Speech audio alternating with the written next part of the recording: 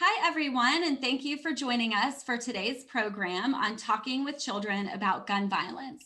My name is Christine Murray, and I'm the director of the Center for Youth, Family, and Community Partnerships at UNC Greensboro, where I also oversee the Healthy Relationships Initiative. For several years through the Healthy Relationships Initiative, we have had the honor of partnering with Sesame Street and Communities. And Sesame Street and Communities is the nonprofit arm of Sesame Street that really works to use the familiar Sesame Street characters to promote healthy child development and also provide some really wonderful resources that help parents and caregivers and professionals who work with young children to address very difficult, sensitive topics with young children. And so we're excited to do today's program because it connects with one of the newest sets of resources that Sesame Street and Communities has shared, and that is around community and gun violence. Those resources are available by visiting the Sesame Street and Communities website at sesamestreetandcommunities.org, and you can look through the topics to find the section and all of the resources related to community and gun violence. But for today, we are, as I mentioned, I'm with UNC Greensboro, and we're located in Guilford County in North Carolina. So we have assembled a panel of experts to really help share some other thoughts to help supplement those Sesame Street and Communities resources about some strategies for talking with children about gun violence. So I'm really excited to welcome our panel here today. Each of them just brings an important perspective and a lot of really valuable insights to our discussion about this topic of talking with children about gun violence. So I'd like to go through our panel one at a time and ask each of you if you could just share a bit about yourself and your background. So Qamara, could we start with you and just give a brief introduction? Yes, my name is Qamara. I was recently impacted by gun violence in July 27th of 2019, where my son was murdered in High Point, leaving a convenience store. It has really been hard for me, and it's been really on my heart to help people and bring awareness of gun violence and the cause and effects that it has on a family after their loved one has been taken away through gun violence. Thank you, Qamara. And yes, Qamara does a lot of really wonderful advocacy and community organizing work in our local community here in Greensboro and Guilford County, North Carolina. So thanks, Qamara. Next up, I'd like to ask Hannah Mold to introduce yourself. My name is Hannah Mold. I work here at the Guilford County Family Justice Center, where we serve individuals who have experienced domestic violence, sexual assault, child abuse, stalking, and abuse of older adults as well. In my role here, I'm the Child Trauma Specialist Coordinator. So I coordinate our Pathways program, which is a year-round mentoring and peer support program for youth who have experienced domestic violence. And we also have a week-long summer camp for those children called Camp Hope every year. Thanks, Hannah. Thanks for the important work you do every day and for being here as part of today's discussion. Next up is Erica. Erica, would you introduce yourself? Sure. I'm Erica Payton-Foe. I'm an assistant professor of public health education at UNCG. I'm professionally trained as a public health educator, and I'm a health equity researcher that focuses on gun violence prevention within schools and community settings. And I'm also a parent of a high schooler. Thank you, Erica. And last but certainly not least is Jeremy Rinker. Thank you. I'm Jeremy Rinker. I'm an associate professor in peace and conflict studies, and also the parent of 2 children. And my focus has been really on issues of marginalization and collective historical trauma. So I look at trauma from a collective perspective. So I'm interested gun violence is not necessarily my expertise, but certainly in peace and conflict studies, we talk a lot about violence on very many levels. Great, thanks. Thank you all for introducing yourselves and for taking the time to be with us today for this important conversation. So just to start things off, parents, of course, if parents are often have a hard time talking about sensitive topics and may not even really know how to start with having difficult conversations with their children. So just in general, Hannah, do you have some suggestions just around, generally speaking, kind of what parents can do to set the stage for difficult conversations with their children? Yeah, so I think kind of just in general with any difficult conversation, I think providing opportunities to have conversations with your child just in general, like leaving that opportunity open, spending time together, doing things that are fun, you know, having that quality time, really building that connection, building that trusting relationship, so that when those difficult conversations do come up, that's a lot easier to have those conversations because you already have that trusting relationship with your child, and that makes it a little bit easier for them to ask questions or talk about hard things. And then, you know, I would say with particular topics, especially around gun violence, you know, if you notice your child start to ask questions, what are they concerned about? What are they worried about? What's on their mind? I would start there. You know, what is your child already thinking about? Because you don't have to figure that out. You know, if they're already asking some questions, that kind of gives you an indication of what's on their mind and where you might want to start with that conversation. Great, thanks. Yeah, really important points about how it's not just about having a one-time, you know, scary conversation, but it's about really having that ongoing communication with your child. And so Erica, another question for you is, you know, thinking, especially as we kind of think about different age groups. So when you think about having conversations about violence or gun violence, especially with younger children, what are some suggestions that you would have?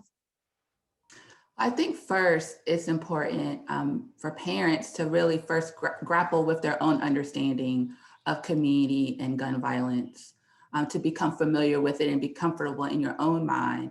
I mean, you can do this by looking up different parent resources on the web, reach out to youth serving organizations that are in your communities locally and ask them for recommendations on age appropriate content to start the conversation about community and gun violence. And I know today we're going to talk especially about Sesame Street in communities and their resources. I would also say that honesty is the best policy. So we're kind of talking about this as being a difficult conversation, but even though the questions might be difficult, we can start off with some really simple age appropriate responses. Sometimes it's just acknowledging where the child is. So acknowledging what's happened and acknowledging that something happened that was bad or sad or wrong, and reassuring your child that it's okay to feel sad about the situation is an excellent start in itself. And then you can revisit the conversation and check in with your child to see how they're managing and processing their feelings. The topic of community and gun violence is large and complex.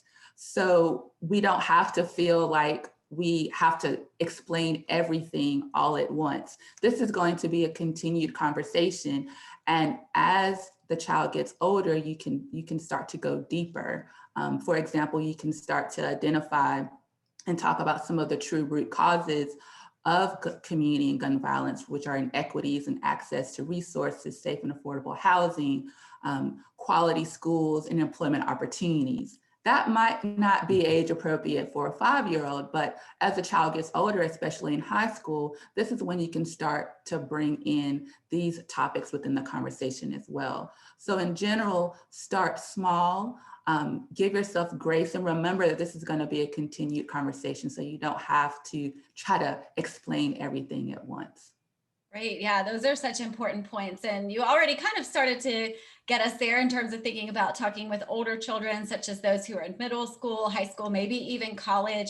Qamara, what additional thoughts do you have about how parents can have those conversations in a comfortable way, or addressing these potentially uncomfortable topics with older children and adolescents? I would say with the work that I'm doing with the Mother Standing Against Gun Violence, the approach for my opinion would be, you know, guns are consistently getting into our communities. And because of this, they're likely to be highly impacted by gun violence, whether it be a family member, a friend, or someone, you know, close to them. They're highly likely to be impacted by it. So start making them aware of what's going around in our communities now, because, you know, Greensboro has one of the highest gun violence rates as of now. And it's time to start making the folks in high school, middle school aware of the violence that's taking place in our communities. And I think now is the time to, you know, just let them know that it's consistently getting into our communities, and you may be affected by a family member, a close friend, you know, it's likely to happen. So go ahead and start addressing those, what you're seeing now with the kids now. Yeah, those are such important reminders, because I do think a lot of parents think, well, this is hard to talk about. I'd really rather not talk about this. So, you know, maybe if I don't talk about it, it's not going to affect my child. But, you know, it's such an important reminder that this is something that's impacting the lives of so many children, youth, even adults in today's world and in our local communities as well. And so just how important that is to have those conversations and open the door, because your child likely is impacted by gun violence in some way, whether it's by somebody that they know or even violence that they're seeing in the media or hearing about that's happening in the community. And so, Jeremy, I know a lot of your work has to do with kind of community level and looking at, as you said, collective trauma. And so, you know, one big piece of that is around the media. And so whether that's TV, online, of course, social media plays such a huge role in the lives of teenagers and young people today. So especially when you think about the violence and things that children are seeing in media, what are some of the ways that parents can respond to children's difficult questions, or some ways they might proactively talk about violence in the media that they're experiencing? Yeah, I think first, I mean, I would say I want to just reiterate what some of my colleagues here have said, that starting early is really important, and kind of acknowledging the feelings and the affects that kids have at a young age, that then grounds you in a way to be able to process with an older kid what they're seeing. I mean, we look at like Common Sense Media, for example, to check with movies. So trying to kind of and that's difficult, of course, but it doesn't always work, but try to manage what they're seeing as much as you can. And of course, with social media, that's really difficult to do. And so, you know, the more you've grounded that acknowledgement and acceptance of feelings and affect early on in their life, it's easier, I think, and I have teenagers now. So, I mean, I'm saying this and kind of thinking, well, it kind of works, but, you know, it set the ground so that you can then you can then process with them what they're seeing and have a conversation about it as you're watching, or after you're watching something in the media.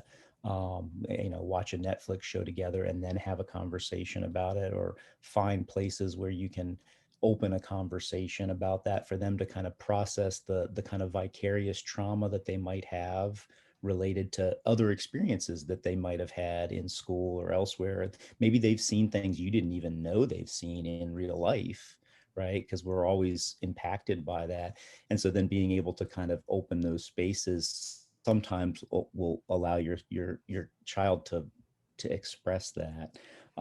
Other than that, it's difficult. It's one of those kind of conversations, I think, that, like many others, that parents kind of would prefer to avoid almost, right? And where I think, when it comes to like conflictual conversations, it's easy to want to avoid, right? And so I guess my advice is to try to dive in as much as you can. And so kind of staying with you, Jeremy, here too, kind of on a related note, I think that a lot of children and teenagers are fearful about the violence that they see happening in their schools, in the community, on the media. And so, another important role that parents can play is talking with children about safety and promoting safety, and even promoting healthy relationships, or being alert when things, if they notice something with a classmate, for example, that's maybe raising alarms for them. So what are some tips or strategies that parents might offer to teach their children to help keep them safe, or promote a sense of safety among them and their friends? Yeah, I mean, and others feel free to join in, because I think this is a great question. It's a difficult one that, finding the space to do that. I mean, I have a teenage boy, and so it's often very difficult to open for boys, I think, particularly to open up about what they've seen or what they've experienced, and that kind of those kinds of feelings of trauma that they might have, that might be related to what they're seeing or engaging with. Um, so I mean, I keep going back to the kind of trying to create that space as best you can to process, and sometimes that means starting a conversation and stopping it if you're not getting if you're getting the kind of pushback, or you're not getting the response that you would want, or a desire to even have a conversation, and kind of come back to it later. See if you can remember that conversation we had yesterday or a week ago, and try to bring them back to that experience as much as possible, to share, and see if you can. I mean, I'll admit, I have difficulty with this as somebody who studies conflict.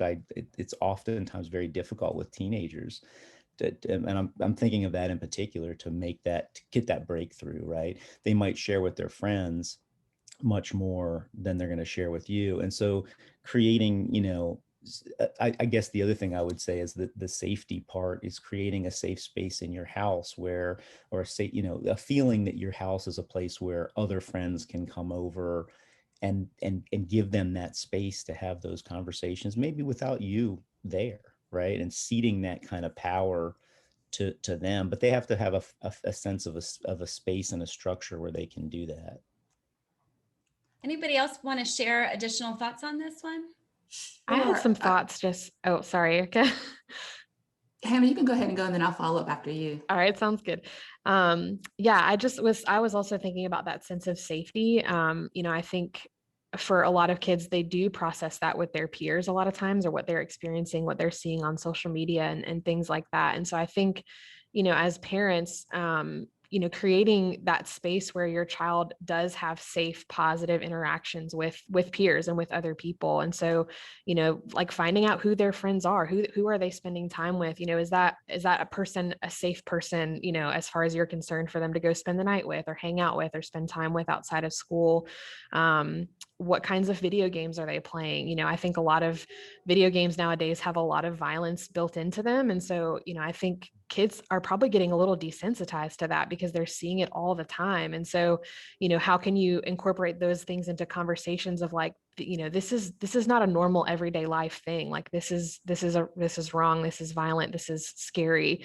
And talking to them about that in a way that, just kind of names that reality.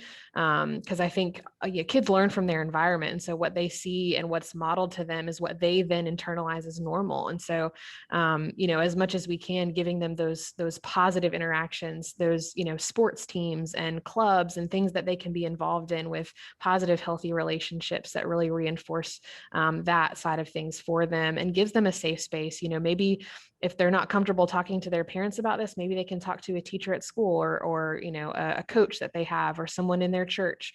And so just creating those opportunities for especially teens, because it is really hard with them, to give them that chance to open up. I agree with everything that my colleagues have said. Really learning together, so parents and their children learning together in creating that safe space. And so Sesame Streets and Communities has a library of resources that include easy to read articles for parents, children, and providers as well. And they provide really quick but excellent video clips that you can share with your children, that are also let you know the age level for each of the reading materials or the videos, which I think is a phenomenal resource. But with that being said, some other kind of tips and strategies for parents, especially as it relates to keeping children safe in their schools, is continuing to having open communication, letting your child know to speak up if they see or hear something in school that may suggest that someone is at risk for harming themselves or causing harm to someone else. Also working with school officials and school administrators and asking them about the steps that they're taking to prevent violence at school. And then Qamara talked about this earlier at Greensboro, having really experience some of their highest rates of gun violence. And we know that access to guns really is a risk factor. It increases gun violence in homes and within communities. So it's also important to talk about gun safety with your children. If you have a gun, if you're a gun owner, properly lock and store your gun unloaded in safe places to prevent children from accessing those guns. And just continue to have conversations about gun safety. Yeah, I think that's such an important point too, because even sometimes families where if they're not gun owners, they think, well, I don't need to talk about this, but especially as your children are getting older, but even when they're younger, just going into other people's homes and learning about that is so important, even if you yourself have made a choice not to be a gun owner. So and I'm glad you shared a little bit about the Sesame Street and communities resources, of course, and because that's what we're focusing on, or that's kind of the inspiration for our conversation today. And I will add too that all of the talk about creating safe spaces really got me thinking about some additional resources that actually there's a great set of resources in, I mentioned earlier, the community and gun violence section. But one of my all-time favorite categories of resources, that's one of the older sets of resources that they have, is around trauma. And there's a really fun set of resources around the comfy, cozy nest concept, and it's Big Bird, and it's, there's even an interactive online activity that's really appropriate for young kids to help them to think about how to create safe spaces. And that's a concept, or safe feeling spaces. And that's a concept that could be used in a school environment, in a home environment, visiting family members. It's just really thinking about how to create that safety. So, definitely, I really appreciate how everybody's emphasizing so much, kind of really thinking through different ages and different developmental stages for children and adolescents. And so, let's turn our conversation a little bit to really thinking about children who maybe are not only hearing about violence in their schools or the community, but actually who have witnessed it or who may have experienced it themselves. And so, Hannah, you work every day with children in our community who have been impacted by violence, whether they witnessed it or they experienced it. And what could you tell us that would be helpful for parents and caregivers to know about how witnessing or experiencing violence impacts a child? Yeah, so I think, with any kind of trauma, people interact with trauma in different ways. It may be this one-time event, but then it's the ongoing stress response after that event that continues to cause stress and anxiety. And some people handle that differently than others. And so, thinking about specifically, gun violence, community violence in a similar way to family violence, that's a kind of trauma that's happening over and over and over again versus a natural disaster like a hurricane that maybe happens one time or once in every few years. It's not an ongoing thing. And so that's a very different experience for a child to feel that their safety is threatened or someone that they care about safety is threatened. And so, kind of just basically what happens when in our brain, when we're in that fight or flight mode, is that all the alarm bells are going off saying, this is a dangerous thing that's happening. I'm not safe. So I either need to get out of here, or I need to fight, or I just totally freeze in fear and I don't know what to do. And so that's our body's natural response to keep us safe, which is a good thing. But what happens when your body is triggered into that fight or flight response almost every day is that it's really hard for your brain to turn that off. And so for children, that can look like being really hypervigilant, hyper alert, hyper aware all the time. They can't pay attention at school because they're constantly looking around or listening to every sound. They may not be able to sleep very well. So maybe they're really tired or withdrawn, very isolated from their peers. So there's a lot of different ways that can show up. But I think just kind of coming back to that sense of safety, if you're constantly on high alert, even if you are in a safe environment, that child might be at school and they know they're safe. They're with safe people and they're in a safe environment, but their brain doesn't tell them that they're safe. And so just kind of learning that impact on their sense of safety, that traumatic event may have happened 2 months ago, but they're still dealing with the impact of that stress on their brain and on their body. Thanks, Hannah. And Erica, especially maybe could you speak to if there are any other unique considerations for older children, such as preteens or teenagers who have witnessed or experienced violence? Sure. I think some of the kind of outcomes of witnessing or experiencing violence in younger children are similar to older adolescents as well. An immediate and unfortunate impact or outcome may be physical health, poor physical health, so firearm injury or disability. But there's also, as Hannah talked about, poor mental health outcomes as well. So teenagers may experience lower cognitive levels and lower performance within schools, increased levels of anxiety and depression, but they're also at a greater risk for riskier behaviors, including substance use and abuse. Something else to consider is that as children get older, they're also more likely to be exposed to or witness violent acts more than once.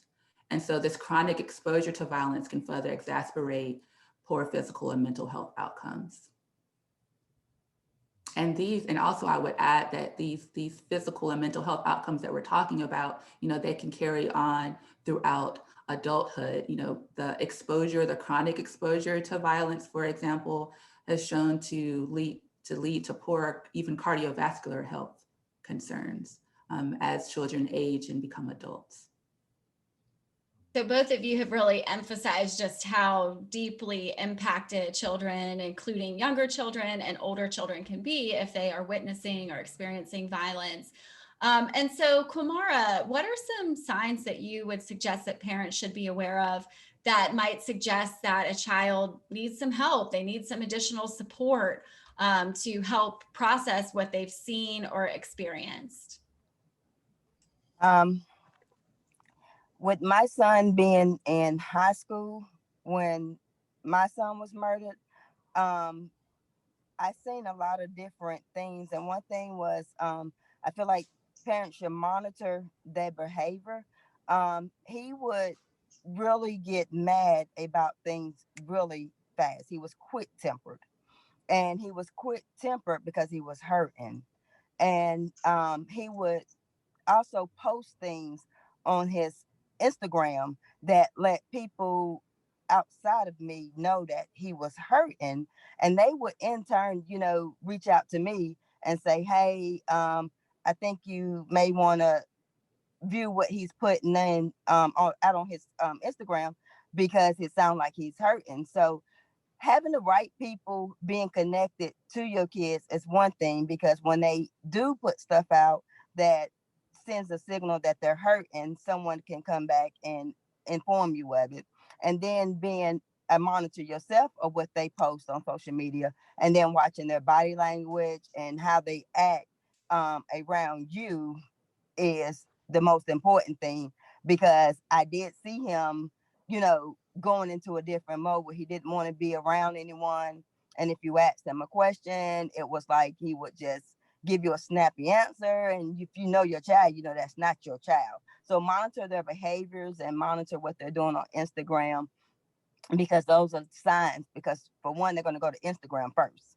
So those are signs that really are out there first, because they're going to go to Instagram, and then you're going to see them in the physical to see their body languages and see how they, are switching up.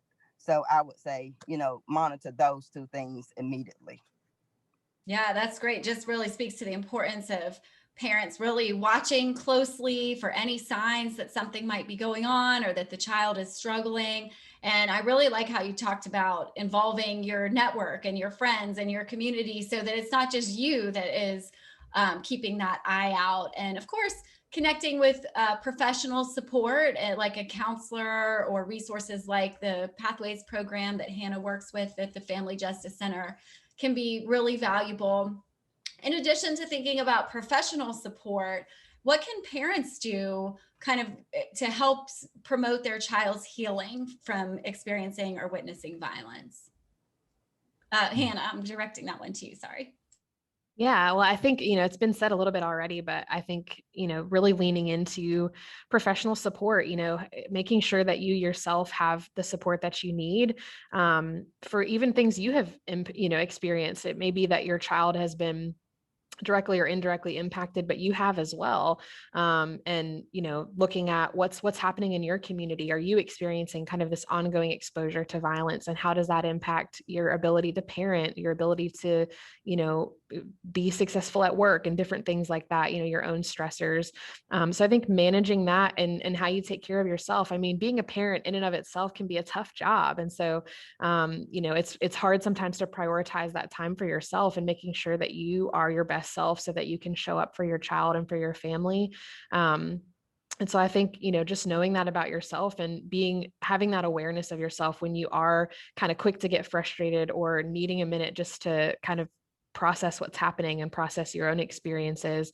And so that could happen in, the form of a counselor, seeing a counselor for that type of support, or also just leaning on your own community. Do you have a faith community that is really important to you? Do you have friends or other family members that you can reach out to for support when you need that help, or you just need to process something? And so not being afraid to ask for help, I think is really important. And that also models that for your child, that it's okay to need help. It's okay to need support.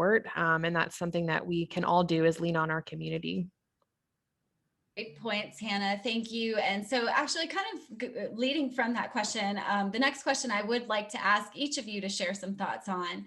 And so, of course, many children who have experienced or witnessed violence also have parents who've witnessed or experienced violence themselves. And, you started us off really, Hannah, thinking about just the need for parents to kind of focus on their own healing and their own well-being, so that they can be the best parent that they can be for their child. So again, I'd love to hear from each of you on this one, but what are some thoughts you have around what parents can do to really process their own healing, and also at the same time be supporting their child who might be going through their own healing process? So let's start with Jeremy on this one. You went out. I don't know if you asked me or. Oh, sorry. Yes, Jeremy, let's start with you. Okay. Yeah, you just froze for a second. Yeah, I mean, one of the things I've been thinking about as we've been having the conversation too, and I keep going back to the teenager, partly because I have one, right? And just thinking about that kind of balance of in feeling intrusive in their lives and balancing that with the need for safety and the difficulty of that sometimes. And so I think, everybody knows their own kid and they have to try to balance that, and it's not easy. But it's a matter of kind of trial and error and trying to figure out how to balance that, because I oftentimes get from my kid that I'm being too intrusive, right? And so, but at the same time, it's like there's a real need for safety. So, but back to your question, so I just wanted to kind of put that in the mix of like trying to balance that and thinking that. But back to your question, of kind of things that parents can do. I mean, I always go back to mindfulness, right? I mean, and somebody said awareness before. I think sometimes mindfulness gets a bad name because it's seen as religious or non-secular or something. But what I mean by mindfulness is just kind of awareness, taking the time to step back and realize that, hey, I live in this community too, and this community might be experiencing a lot of violence, and so my kid or my child is having these responses, but so am I, right? And sometimes those can feed off of each other. That my experiences, I might react, because as Hannah said earlier, people react to trauma in different ways. I might react in one way, and my child might react in a very different way. And I might kind of interpret that as somehow not the right way to react, because it's not the way that I would react, right? And so that can then kind of ratchet up conflict between a parent and a child, right? So being able to take the time to realize that and be mindful of like, oh, I see why and it's not easy. I'm not saying that this is a simple process by any means, but this is why I'm reacting to this traumatic event in this way. And having the kind of empathy that oh, my child might actually, or somebody else in the community might actually also be reacting to the same thing, but in a behavioral way that looks entirely different from what I'm doing or how I would react. Thanks, Jeremy. Erica, what would you want to add here? I would say parents who have experienced violence themselves, they could reach out and use some of the same resources that they would share and use for their children to facilitate their healing process. So definitely first discussing if your concerns with your primary care provider and asking them to refer you to a mental health provider. I also acknowledge, though, that many have issues accessing quality mental health services. So that's a potential barrier. So also looking to identify local resources in the community that could provide free or low cost resources as well. There are, national hotlines that both children and adults can utilize, like SAMHSA's National Helpline, for example, or the National Suicide Prevention Hotline as well. If you're just, feeling down, anxiety, depression, those are free resources that can also link you to local providers and resources in your area. I also think that even maybe not even directly experiencing violence, but seeing violence. So we were talking about violence in video games, but also media coverage of violence.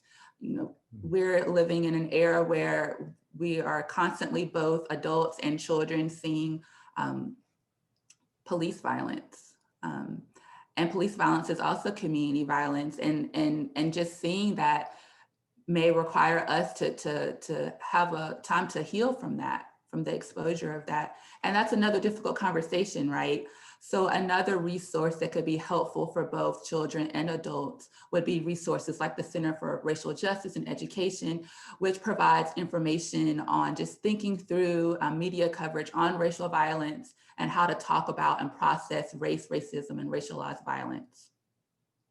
Thanks, Erica, especially for sharing all those really helpful resources. And Hannah, what about you? I'm sure that you see a lot of this in your work with children who've experienced trauma, that parents are working on their own healing process as well. So what insights would you like to add here?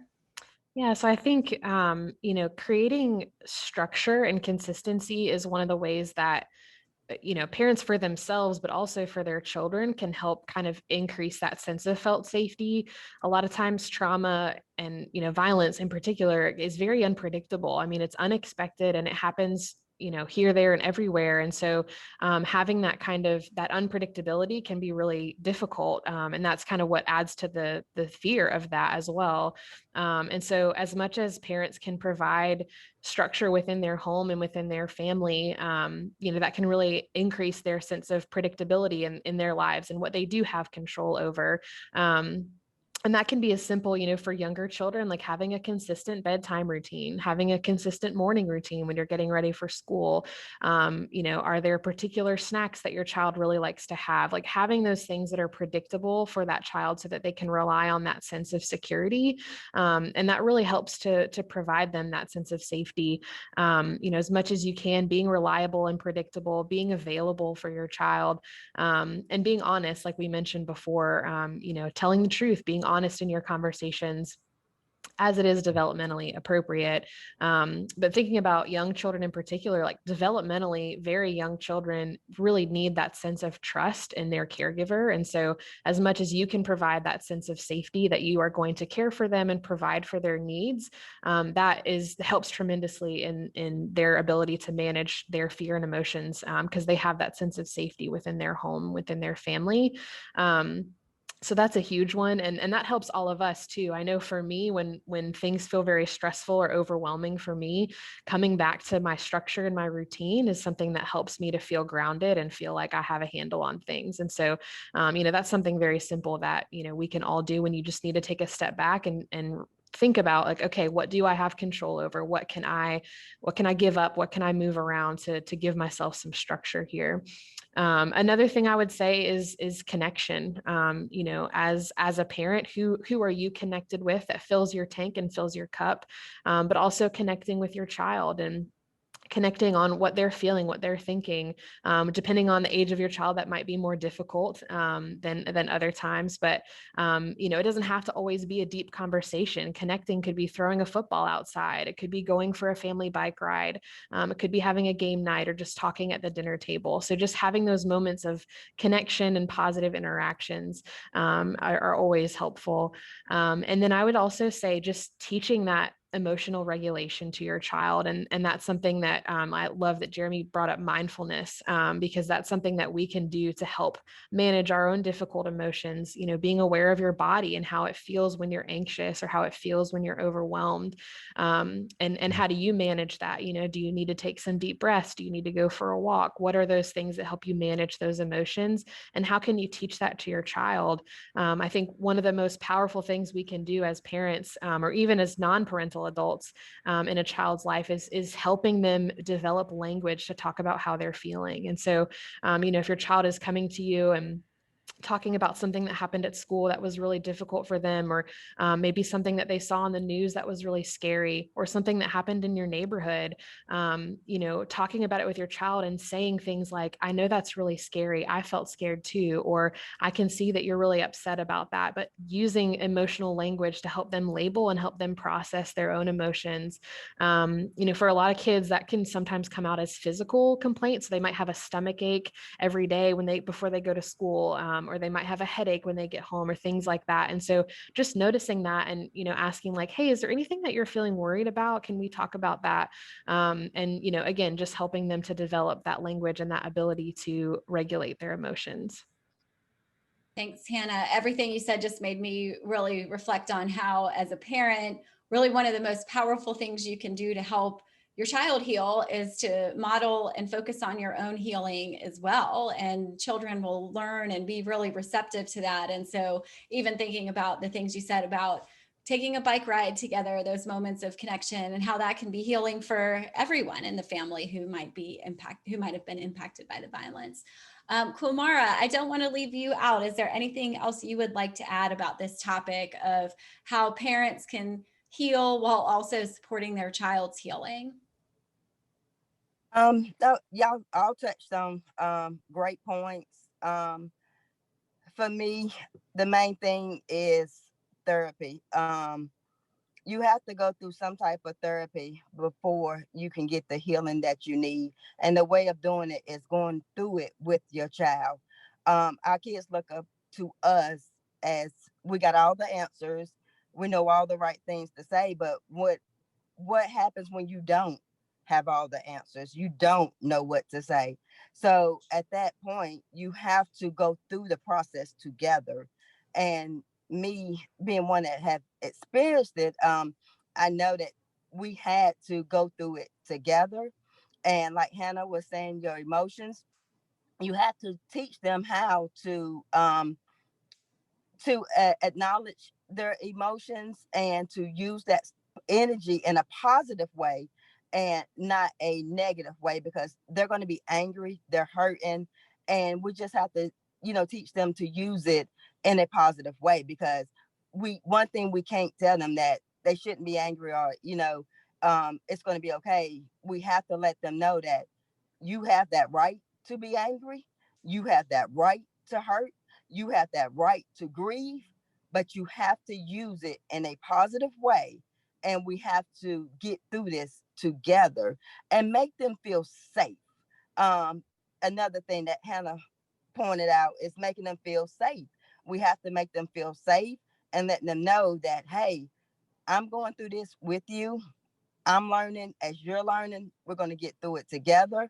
We're going to touch on things together. And when you're hurting, let me know. And when I'm in pain, I'm going to let you know, so that we both can see each other going through it. And neither one of us feel like we have to go through it alone.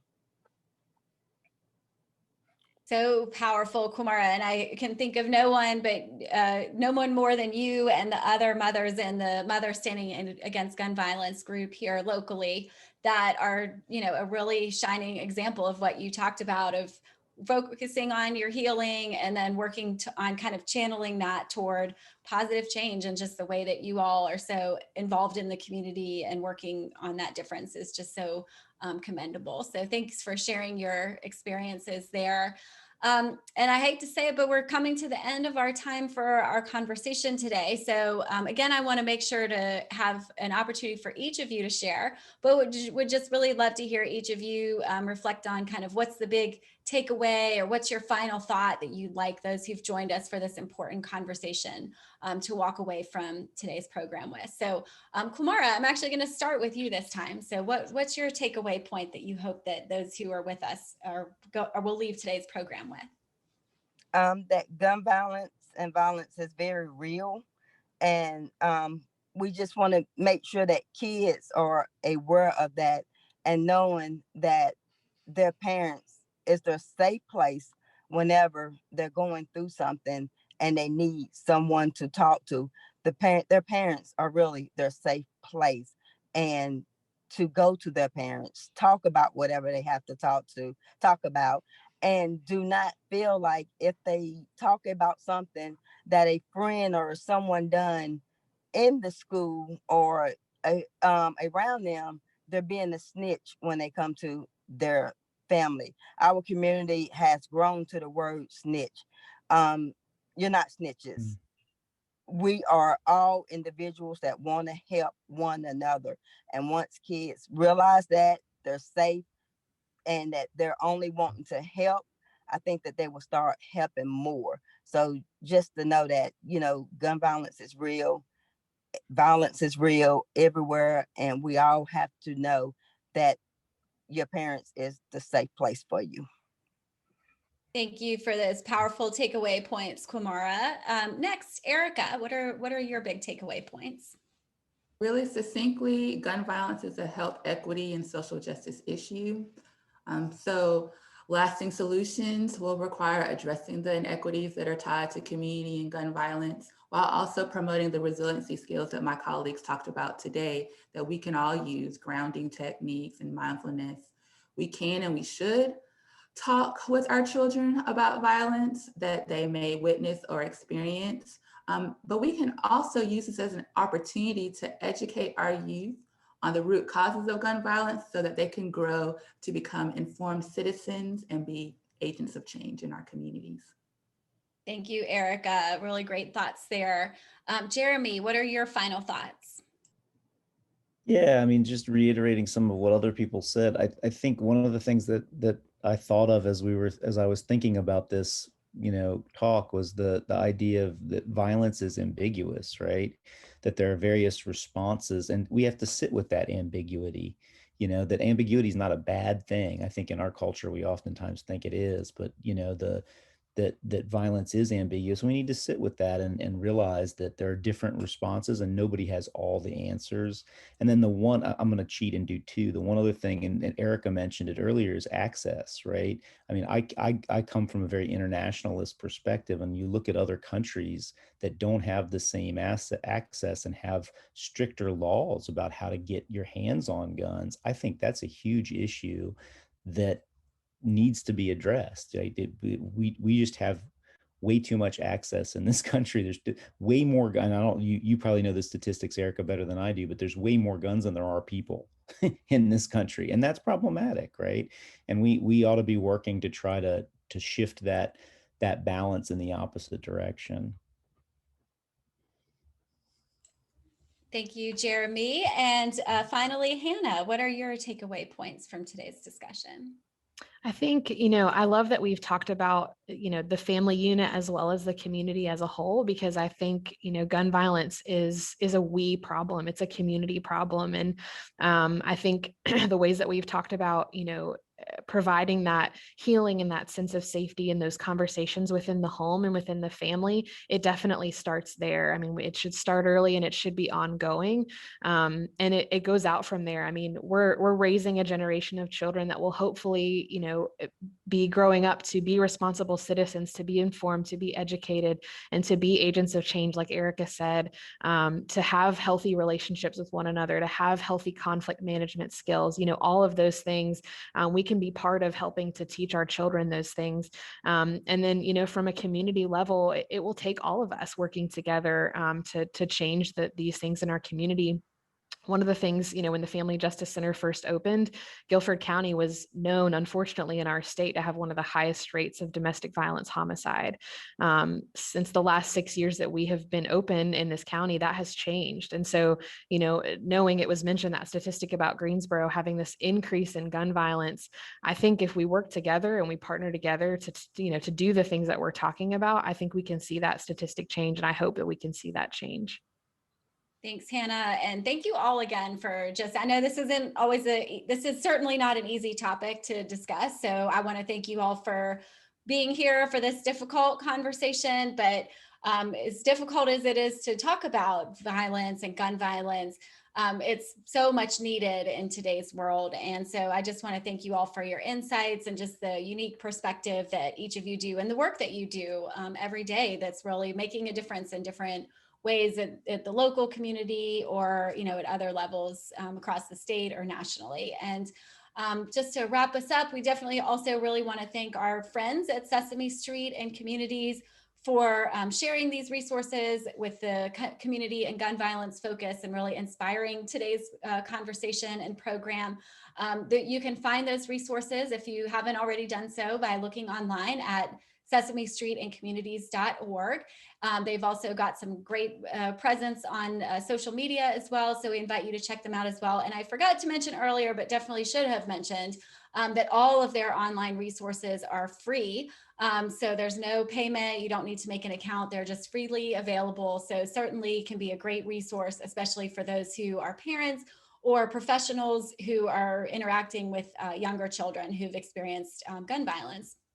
So I'm going to close us up, but we want to thank everyone for being here today. And we hope that you learn some information that will help have some of these difficult conversations with the young people in your lives. So thanks so much, and stay tuned with the Healthy Relationships Initiative for other future programs and resources to promote healthy relationships. Thank you.